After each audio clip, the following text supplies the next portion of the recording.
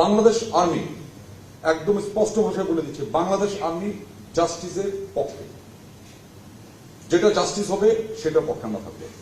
ইনসাফ, no compromise with ইনসাফ। কাম বর্ষমেলি জাস্টিসের পক্ষে আমরা অবশ্যই অবশ্যই স্ট্যান্ড ফাস্ট এবং দৃঢ়। এটা বলে নেই, এটা আর সম্ভবত কারো মনে এরকম থাকতে পারে। আমাদের গুম সংক্রান্ত একটা ন্যাশনাল কমিশন করেছে, কমিটি না, commission is one of the highest, এবং আন্ডারে জাস্টিস, রিটায়ার্ড জাস্টিস, এবং এখানে আরো 4 জন মেম্বার আছেন। ওনারা যখন এই কমিশন করছেন, আমরা কমিশনকে সর্বাত্মক সহযোগিতা করেছি। কমিশন থেকে কখনোই বলতে পারবে না যে আমরা আমাদের কাছে কোনো সহযোগিতা চেয়েছি, কোনো ডকুমেন্ট চেয়েছে, কোনো কাউকে হাজির করতে বলেছিল, হাজির করি, এরকম কখনোই বলতে পারবে না। We had number of meetings with the commission. আমি নিজেও কয়েকটা মিটিংয়ে তাদের সাথেও ছিলাম, কমিশন এবং প্রসিকিউশনের সাথে আমাদের মিটিং ছিল।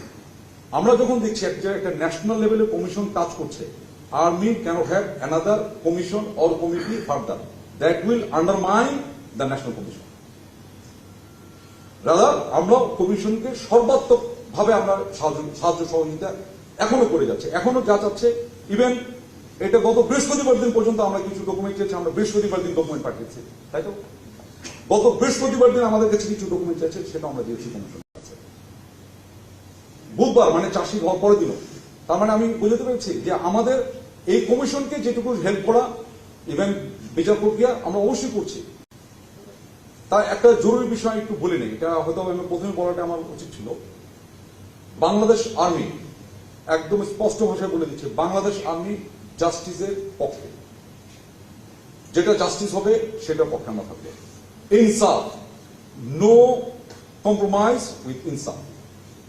কাম বর্ষমেলি জাস্টিসের পক্ষে আমরা অবশ্যই অবশ্যই স্ট্যান্ড ফাস্ট এবং দৃঢ়।